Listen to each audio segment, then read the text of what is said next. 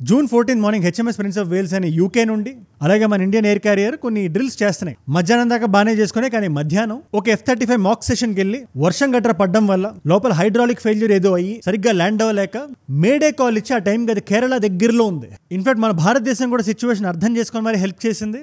Thiruvananthapuram international airport దగ్గర పక్కనే మధ్యాహ్నం 3:30కి ఆ రోజు జూన్ 14 అది ల్యాండ్ చేయబడింది. ఇక్కడ అది ల్యాండ్ అవడం కాదు ఇంపార్టెంట్ విషయం, మళ్ళీ అది ఎగరకపోవడం 2-3 వారాలుగా భారతదేశంలోనే ఉంది. బట్ దానికన్నా ఇంపార్టెంట్ ఒక పాయింట్ మీకు చెప్దాం అనుకుంటున్నా. డైరెక్ట్ గా పాయింట్ లోకి వచ్చేసిన టామ్ షార్ప్ అని చెప్పి ఎక్స్ రాయల్ నేవీ కమాండర్ అయినా ఎక్కడ యూకేలో. ఇప్పుడు ఈయనకి మనకి కేరళలో F-35 ఆగిపోయి స్టాండ్ అయిపోయింది జూన్ 14 నుంచి. ఒక 30 మంది బ్రిటిష్ ఇంజనీర్స్ వచ్చి విశ్వ ప్రయత్నాలు చేసినా కూడా దాన్ని బాగు చేయలేకపోయారు. రిపేర్కి వచ్చిన ఊబర్ టాక్సీ ఒకటి రన్వే మీద ఆగిపోయినట్టు ఆగిపోయి ఉంది అక్కడ. రోజుకి అక్కడ యూకే పరువు ఇటు అమెరికా పరువు పోతుంది. కానీ వాళ్ళ లోపల కొంచెం కోపం, ఆక్రోషం, జెలసీ ఉంటే అవతలని పట్టుకుంటారు కదా. అలా భారతదేశాన్ని పట్టుకొని రకరకాల మంది రకరకాల విధాలుగా మాడుతున్నారు. అలా మాడుతున్న వాళ్ళు ఈ టామ్ షార్ప్ కూడా ఒకడు. ఆయన రాస్తాడు, ఇండియా అసలు ఫ్రెండ్లీ నేషనే కాదండి యూకేకి. సరే పోనీ ఫ్రెండ్ కాదు, న్యూట్రల్ అంటే న్యూట్రల్ కూడా కాదు, ఎనీమీ అని కుండ బద్దలు కొట్టినట్టు బల్ల గుద్దినట్టు చెప్తున్నాడు. ఆయన రాసిన రాతలు కానీ కూసిన కూతలు కానీ ఎంత తల పొగరుతో ఉన్నాయంటే ఆ లోపల ఉండే జనాలు కూడా ఇది కొంచెం టూ మచ్ కదా అని అడుగుతున్నారు. ఇండియా లాంటి దేశాన్ని మీరు G7కి వచ్చి పాల్గొన్న దేశం అది. అలాంటి దేశాన్ని పట్టుకుని ఇది ఎనిమీ నేషన్ మనకి అంటే దీన్ని బట్టి మనకి ఏమర్థం అవుతుంది, వీళ్ళందరూ ఇంకా 1947 హ్యాంగ్ ఓవర్ లోనే ఉన్నారు.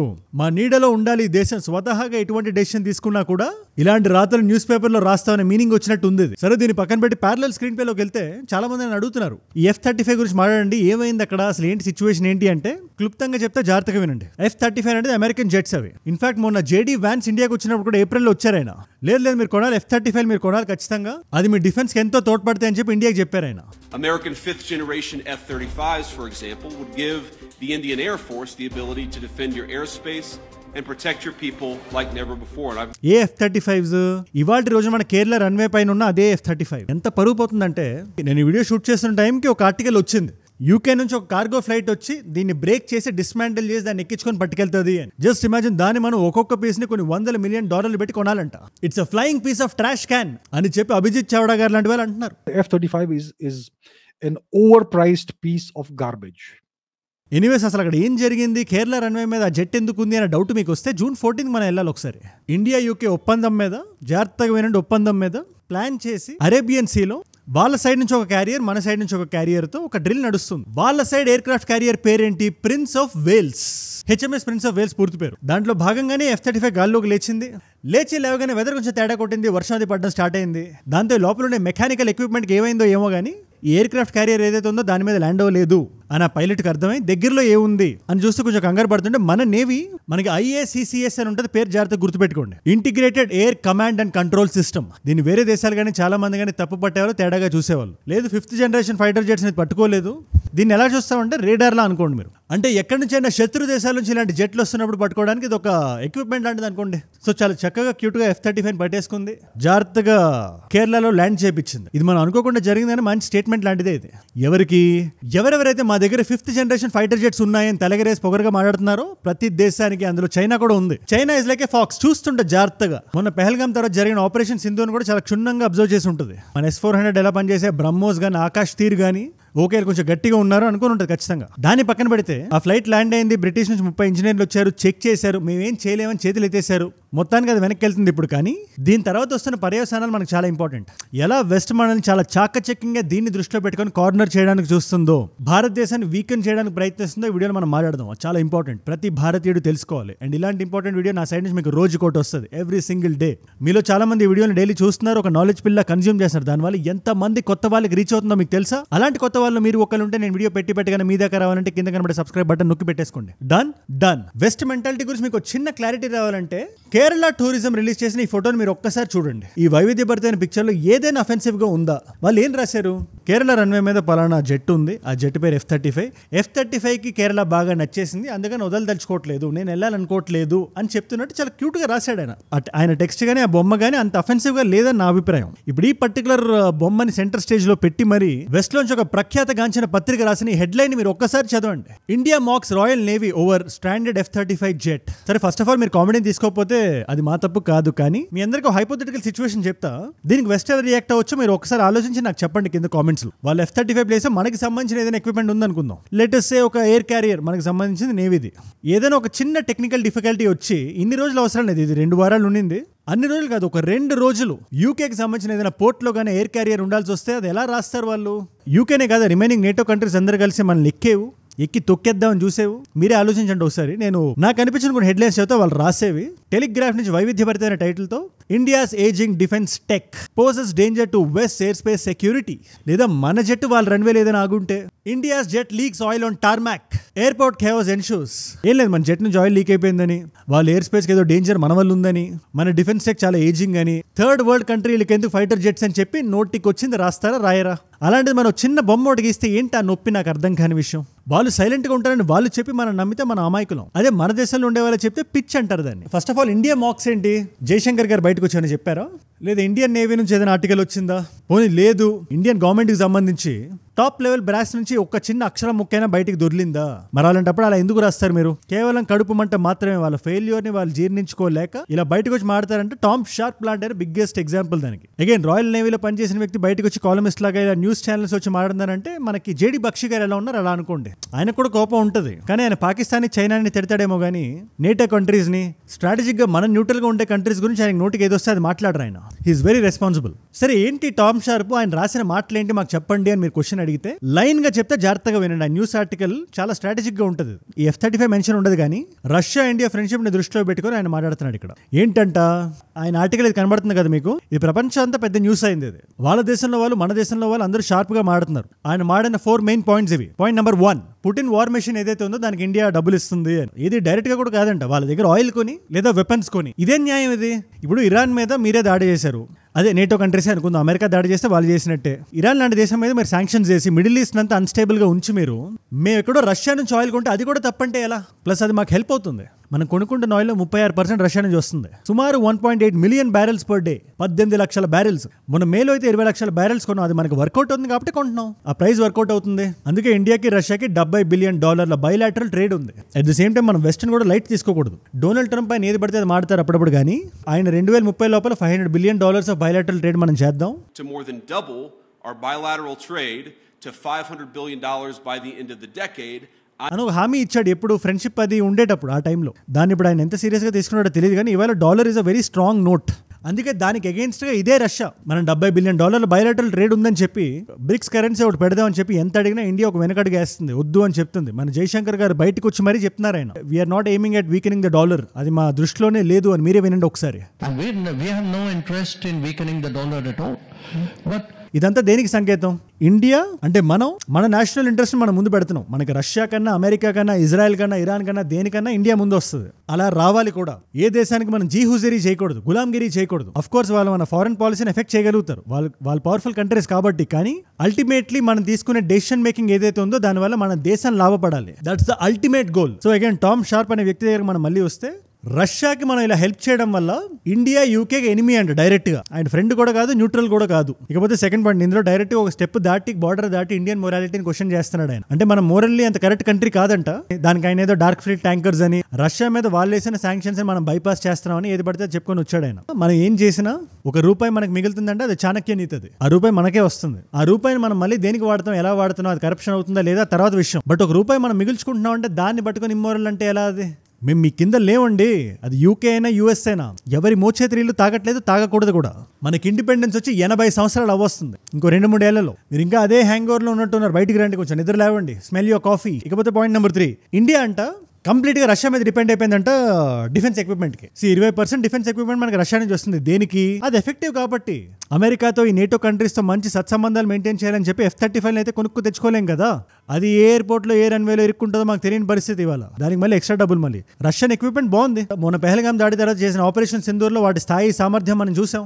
S-400 literally Pakistan night Meyer ఇవాళ, చైనాకు కూడా. అది ఎక్కడి నుంచి వచ్చింది? రష్యా నుంచి కాదా? సో ఇక్కడ పొటెన్షియాలిటీ మ్యాటర్ అవుతుంది. మన పొటెన్సీ ఏంటో మనం తెలుసుకొని మనం మాట్లాడాలి. రష్యన్ ఎక్విప్మెంట్ లో పొటెన్సీ బాగుంది, సో మేము కొనుక్కు తెచ్చుకున్నాం. దానివల్ల వాళ్ళ తర్వాత ఏదైనా చేసి అది మీకు భంగం కలిగితే దానికి కారణం మేము ఎలా అవుతాం?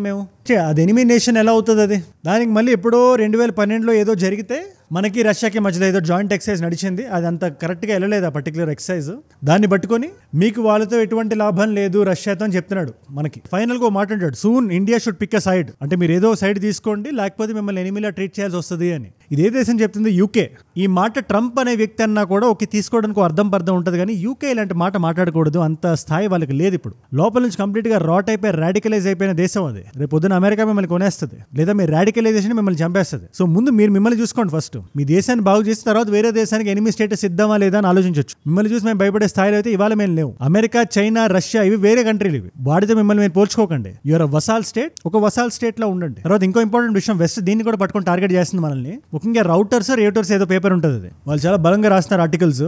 అందులో ఈ ఐఎన్ఎస్ తమాల్ కూడా మెన్షన్ చేశారు. కానీ ముందు అసలు ఈ తమాల్ అంటే ఏంటో మీరు తెలుసుకోవాలి. మొన్న రీసెంట్గా July 1 అది మన ఇండియాకి కమిషన్ అయిపోయింది. రష్యా నుంచి చాలా పెద్దవాళ్ళు వచ్చారు, మన ఇండియన్స్ వెళ్ళారు, సంతకాలు అవి మార్చుకున్నారు, వీడియోలు కూడా బాగా వైరల్ వెళ్ళినాయి. దీన్ని చూసి కొత్తగా రష్యా నుంచి ఏదో కొంటున్నాం అనుకుంటున్నారు, కానీ ఇది ఎప్పుడు 2017-2018లో ఇది శాంక్షన్ అయింది. దాని తర్వాత కలినిన్ గ్రాడ్ అని చెప్పి పర్టికులర్ లొకేషన్ ఉంది కదా, అక్కడ దీన్ని బిల్డ్ చేశారు యంతార్ షిప్ యార్డ్ లో.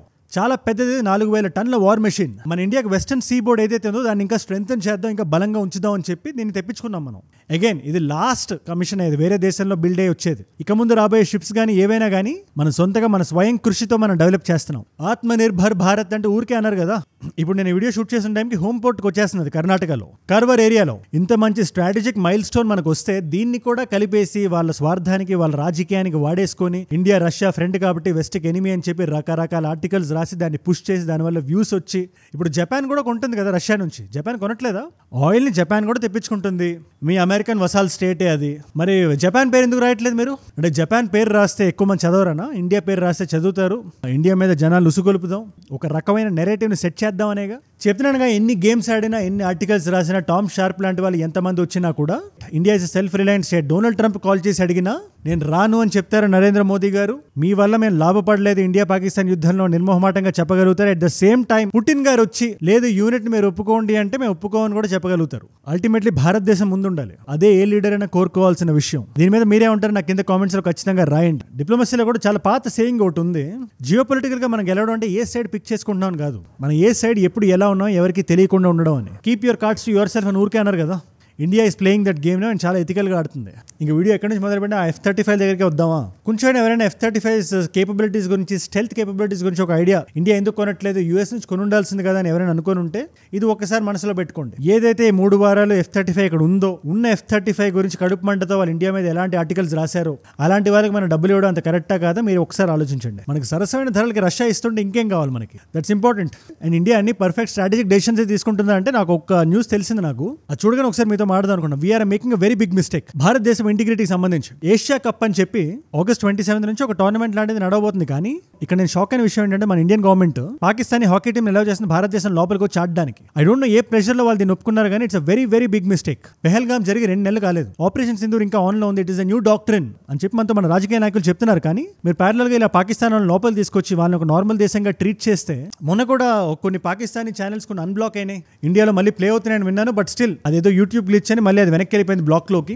ఇండియన్ గవర్నమెంట్ కూడా పెద్ద రెస్పాండ్ అవ్వలేదు దానికి, because they are not at fault. But hockey team ఇలా పిలిస్తే గానీ, తమిళనాడులో జరిగినా కానీ, రాజ్గీర్ లో జరిగినా కానీ, ఇట్స్ అ డిప్లొమాటిక్ బ్లండర్ అని నా ఫీలింగ్. మన దేశం ఏదైనా కరెక్ట్ గా చేయకపోయినా కూడా నేను చెప్పడానికి ముందుంటాను, వెనకాడను నేను. యాక్చువల్లీ కొంతమంది ఎక్స్పర్ట్స్ ఏం చెప్తున్నారు, ఇక్కడ 2023లో ఒక 11 సంవత్సరాల తర్వాత ఒలింపిక్స్ హోస్ట్ చేసే అవకాశం ఇండియాకి వచ్చిందని, దానికోసం భారతదేశం మీద ఇంటర్నేషనల్ ప్రెషర్ పెడుతున్నారని, పాకిస్తాన్ అలౌ చేయమని చెప్తున్నారని. ఏ టీం అది కూడా భువనేశ్వర్ లో మనం గెలిచిన తర్వాత వాళ్ళ బిహేవియర్ ఇది, మన నేల మీదకి వచ్చి ఏదో భారతదేశాన్ని గెలిచినట్టు బిహేవ్ చేశారు. కరెక్ట్ కాదు ఇది. అలాంటి టీంని మళ్ళీ లోపలికి రప్పించి ఇలా చేయడం, దయచేసి మన గవర్నమెంట్ ఈ డెసిషన్ కొంచెం క్షుణ్ణంగా పరిశీలిస్తుందని నేను భావిస్తున్నాను. దీని మీద మీరే ఉంటారు చెప్పండి. 2019లో ఇట్ వాస్ వెరీ క్లియర్ కదా, పుల్వామా వాళ్ళకి మనం వీసాలు ఇవ్వాలంటే ససే మిరా అన్నాం. మరి వాళ్ళు ఏం మారింది 6 ఏళ్లలో?